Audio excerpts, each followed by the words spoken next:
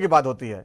राहुल गांधी जी की राजनीति जो है क्या बदलेगी नहीं क्या? क्योंकि जनता जो है पकड़ नहीं पा रही, या तो राहुल गांधी जी को समझ नहीं पा रहे या राहुल गांधी जी समझ नहीं पा रहे हैं। 29 को जो बड़ी बैठक है जो कांग्रेस कार्य समिति की, जिसमें आप जो हार के मंथन करने जा रहे हैं, क्या उसमें ऐसा कुछ आपको लगता है कि ऐसा कुछ विचार आएगा, कुछ बदलें, कुछ बड़ा करें, कुछ ऐसा कनेक्ट करें? दो ही फार्मूले आपके पास जो है, जनता को जो है खटाखट वाला जो है पैसे का ऑफर कर दो, फ्री वाला, और दूसरा जो है जातीय आरक्षण और जातीय जनगणना। इसके अलावा भी कुछ और है?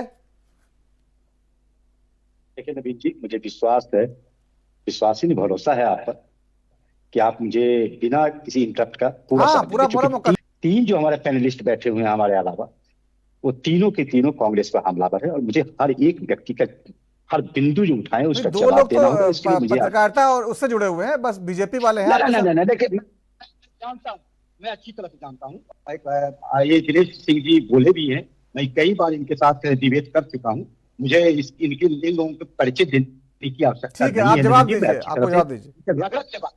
यदि आप कहिए तो मैं इनके लोगों का भी पोल खोलना शुरू करूं तो आप व्यक्तिगत कहेंगे, फिर व्यक्तिगत हो जाएगा। इसीलिए मैं जो मुद्दे हैं मुद्दों पे बात करें, निजी होना ठीक नहीं है। नहीं, हिमांशु जी पोल खोलिए, आप पोल खोलिए ना। अरे किस तरह की बात कर रहे हैं भैया? बनते हैं क्या बात करते हैं? आपकी तारीफ की है। दिनेश सिंह जी, चुनौती मत दीजिए, आप आराम से सुनिए। नहीं, चुनौती देकर मैं बता रहा हूँ। आप अपनी बात रखिए, दिनेश जी को छोड़िए, वो तो बात कर रहे हैं। आपने बोलिए चुनौती स्वीकार करता हूँ उसमें। आप चुनौती दिनेश सिंह जी आराम से मैंने क्या गलत काम किया यहाँ पर आके बताइए से? आपको चुनौती दे रहा हूँ, आपके लिए पोल खोलिए मेरे यहाँ से। आप लोग प्री बीजेपी हो, प्रो बीजेपी हो, ये आपका पोल खोलने का है। आपकी तारीफ करें, आपकी तारीफ करें, बीजेपी बात करते, आपकी तारीफ करें, तारीफ करने के लिए क्या गलत बयानी मत करो ना, गलत बयानी मत करो ना। आप तारीफ गलत बयानी करते हो, मैं जानता हूँ ना आप कितना झूठ बोलते हैं। अरे सबसे राकेश सिन्हा राज्यसभा चले गए, चापलूसी करते करते सबसे आप लोगों को लगता है बीजेपी का तलवार चाट करके क्या कहते हैं नरेंद्र मोदी और अमित शाह का तलवार चाट के आप राष्ट्रपति हो जाएंगे। देखिए हिमांशु जी, व्यक्तिगत हमलों से बचा जाए।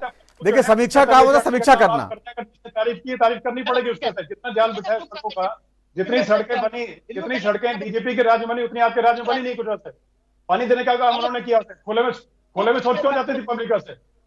खुले में सोच क्यों जाती है बताइए ऐसे? खुले में सोच कर। चलिए दिनेश जी, उनको मौका दे, बोलने का मौका देते हैं। दिनेश जी, उनको बोलने का मौका देते हैं, जवाब देंगे वो। उससे पहले शांत प्रकाश जी काफी सवाल खड़े कर चुके हैं।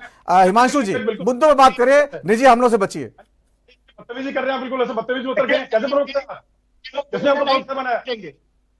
मैं आपके बड़े बड़े नेताओं को जानता हूं। अरे हमको बोलने का मौका नहीं दिया।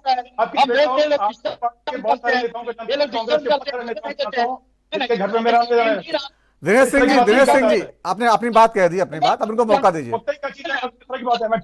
स्वीकार करता हूँ।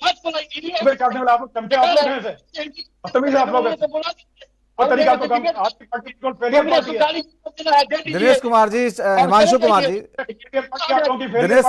दिनेश सिंह जी शांत हो जाइए, शांत हो जाइए, उनको बोलने का मौका दीजिए। आपकी बात आ गई है। हिमांशु कुमार जी अपनी बात रखिए, निजी हमलों से बचिए, जो मुद्दे उठाए उस पर बात करिए। आपकी पोल सारी मैं खोल के रख दूंगा सारी। एक सेकंड बोल पहले मुझे बताइएगा सर। बदतमीजी बर्दाश्त नहीं होगी बिल्कुल। बात करिए सर, बात करिए, बोलिए सही एक वर्ड। बात करेंगे आप लोग को मैं स्वीकार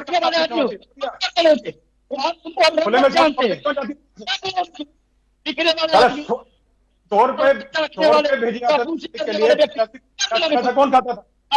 आप लोग का नेता खाते थे। गांधी जी कहते हैं कि हमको बोलने नहीं दिया।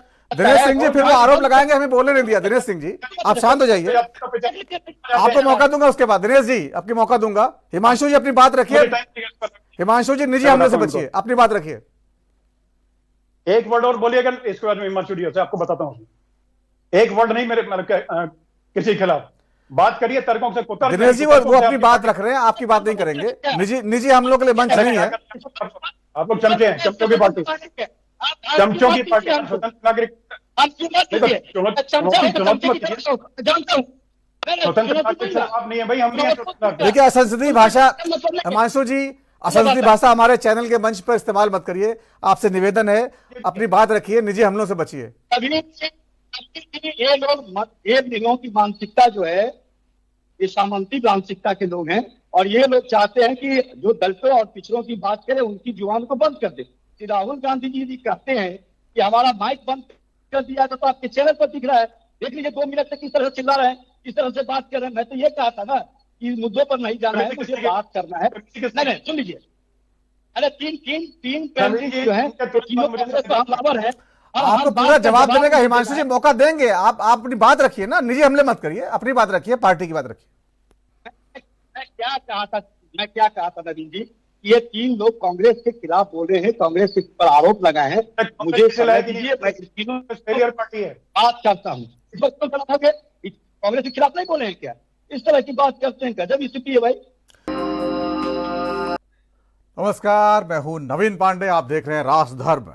महाराष्ट्र जैसे बड़े राज्य में चुनावी नुकसान का क्या कांग्रेस पर कोई असर पड़ा है? अगर कांग्रेस नेताओं के बयान सुने जाएं तो शायद बिल्कुल नहीं। संविधान दिवस के कार्यक्रम में आज राहुल गांधी जी ने जो भाषण दिया, उससे साफ है चुनाव में जनता चाहे जैसा भी जनादेश दे, उनकी राजनीति पुराने ढर्रे पर ही चलती रहेगी। कांग्रेस के ही कार्यक्रम में जब राहुल गांधी का माइक कुछ देर के लिए बंद हुआ तो उन्होंने इसके पीछे भी साजिश खोज ली। इसी कार्यक्रम में राहुल ने 2 टूक ऐलान किया कि जातीय जनगणना और 50% आरक्षण की सीमा बढ़ाने का मुद्दा चलता रहेगा। अब बड़ा सवाल यह है कि जब बीजेपी इस मुद्दे की काट ढूंढ चुकी है तो क्या कांग्रेस को अपनी राजनीति की शैली नहीं बदलनी चाहिए? शायद इसी सवाल का जवाब ढूंढने के लिए कांग्रेस 29 नवंबर को कार्य समिति की बैठक करने जा रही है। इस बैठक में हरियाणा और महाराष्ट्र की हार के कारणों पर मंथन होगा। इस बीच पीएम मोदी ने संविधान दिवस पर अपनी सरकार के कामकाज का लेखा जोखा दिया और ये बताने से नहीं चूके कि उनकी सरकार ने आम आदमी की उम्मीदों को पूरा करने के लिए बड़ा काम किया है। यह भी बड़ा सवाल है, कांग्रेस और बीजेपी की राजनीति की शैली में क्या बड़ा अंतर आता जा रहा है? इन्हीं मुद्दों पर चर्चा करेंगे। उस मेहमान हमारे साथ हैं, उनके पास चलते हैं, बातचीत का सिलसिला शुरू करते हैं। हमारे साथ शांत प्रकाश जाटव जी है, नेता बीजेपी के, बहुत बहुत स्वागत है शांत प्रकाश जी। हिमांशु कुमार जी है, नेता कांग्रेस के, बहुत बहुत स्वागत है। अमिताभ कुमार जी हैं, वरिष्ठ पत्रकार, बहुत बहुत स्वागत है। दिनेश सिंह जी हैं, राजनीतिक विश्लेषक, बहुत बहुत स्वागत है। सबसे पहले हिमांशु कुमार जी, आपके पास से आना चाहूंगा। राहुल गांधी जी आज संविधान दिवस के कार्यक्रम में बोल रहे थे, आपका ही कार्यक्रम था पार्टी का, और माइक बंद हो गया और उसके लिए भी उन्होंने साजिश का एंगल खोज लिया। तो ये जो नैरेटिव है बार बार, ये जनता के गले कैसे उतरेगा? क्योंकि इससे पहले हालांकि लोकसभा में उनका माइक बंद हो चुका है, लेकिन एक ही बात को बार बार कहना, तो क्या जनता का तो क्रेडिबिलिटी का इश्यू नहीं कहा जाएगा? देखिए, ऐसा है नवीन जी कि श्री राहुल गांधी जी लगातार इस बात पर चर्चा करना चाहते हैं कि किस तरह से इस देश में जो दलितों की बात करता है, जो अति पिछड़ों की बात करता है, उसके साथ भेदभाव किया जाता है, उनकी आवाज को दबाने का प्रयास किया जाता है। उन्होंने आज ये कहने का प्रयास किया था, ये समझाने का प्रयास किया था।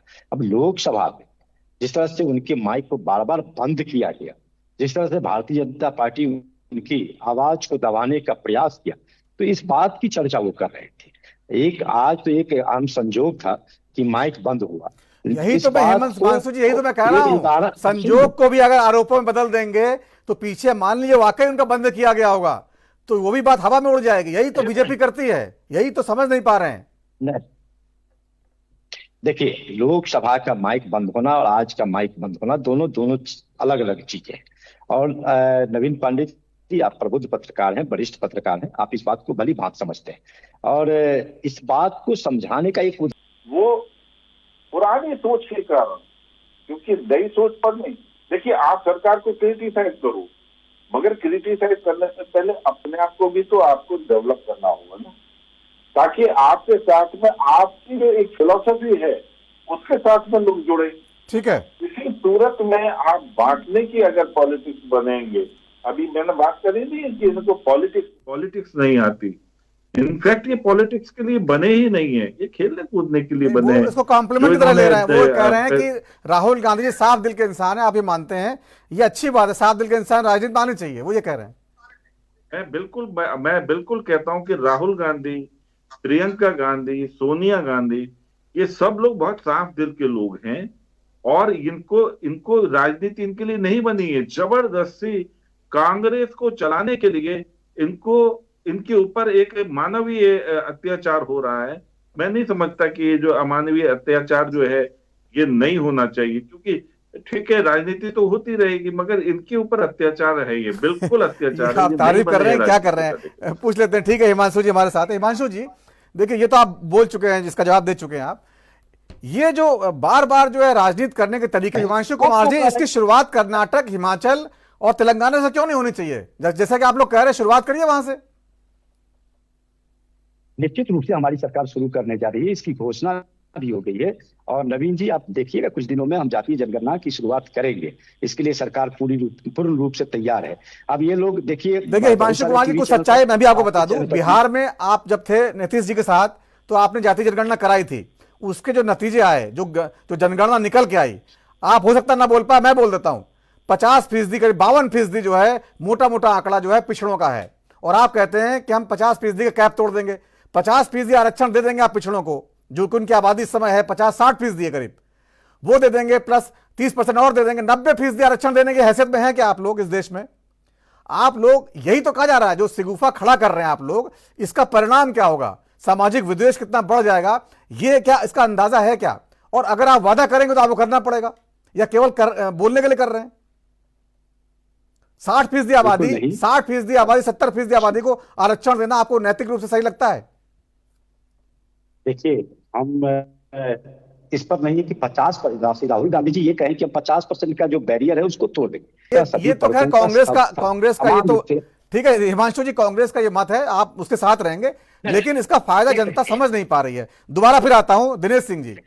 दिनेश सिंह जी, अगर जाति जनगणना, सबको बोलने का मौका दीजिए ना, फिर सबका समय बटा हुआ, समय कम बचा है। दिनेश सिंह जी, अगर नतीजे सही पक्ष में नहीं आ रहे हैं तो क्या कांग्रेस की रणनीति बदलनी चाहिए, या यही रणनीति ठीक है उनकी? बिल्कुल पूरी तरह बदलनी चाहिए। कांग्रेस प्रवक्ता का हाल आपने देख लिया, यही हाल ये जनता के बीच में जाके करते हैं। उसकी वजह से करके इनके अहंकार और घमंड की वजह से जनता जो इनको लगाती है। बीच में मत बोलिए, आपको बीच में अगली बार बोलने को ध्यान रखना। कर्नाटक के अंदर जो है इंडिया देखिए हाल देखिए, देखिए हम लोग से बचिए, दिनेश जी आप भी बचिए। हिमांशु जी सुन लीजिए बात। उनमें से एक भी वादा राज्यसभा चले गए, सबसे ऐसे चापलूसों को लगता है कि हम चापलूसी करके, हम तलवार चाट करके हम हिमांशु जी, सारा समय इसी में चला जाएगा, झगड़ा करने में, कुछ विचार निकल के नहीं आ पाएंगे। हिमांशु जी सुन लीजिए, हिमांशु जी सुन लीजिए। जनता के बीच में गर्मी नहीं, जनता के बीच में गर्मी नहीं। हिमांशु जी आपकी बात हो गई, सुन लीजिए क्या कह रहे हैं, सुन तो लीजिए पहले। हिमांशु जी सुन लीजिए।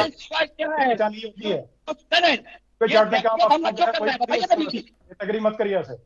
चलिए बोलिए दिनेश जी, बोलिए, पूरा करिए, मैंने आपकी समय कम बचा है, पूरा करिए। अमिताभ जी, 29 को जो बैठक है कांग्रेस की, आपको लगता है कुछ नए विचार आएंगे, या यही भी खाना पूर्ति हो जाएगी हर बार की तरह?